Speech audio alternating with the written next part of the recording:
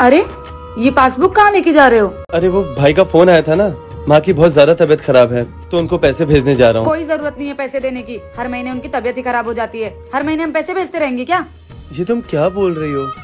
1 रुपया भेजने की जरूरत नहीं है, समझ में आया? तो मैं मना कर दूं? मैं क्या मजाक कर रही हूँ? मैंने बोल दिया नहीं भेजना है मतलब नहीं भेजना है। हेलो, हाँ साले साहब, अरे मैं सासू माँ के इलाज के लिए पैसे नहीं भेज पाऊंगा तो आप उन्हें मना कर दीजिएगा। दरअसल वो हाँ भाई, नहीं आप टेंशन मत लो, पैसों का इंतजाम हो जाएगा। आपने मुझे बताया क्यों नहीं कि मेरी माँ को पैसों की जरूरत थी? मतलब तुम्हारी माँ को पैसे भेजने हो तो भेज सकते हैं, और मेरी माँ वो मर जाए उससे तुम्हें कोई फर्क नहीं पड़ता। तुम्हारा परिवार तुम्हें अपना परिवार लगता है और मेरा परिवार मेरे परिवार के लिए तुम्हारे दिल में कोई अहमियत नहीं है। जिस घर में तुम जैसी औरत हो ना दीक्षा, वो घर कभी परिवार नहीं बन सकता है।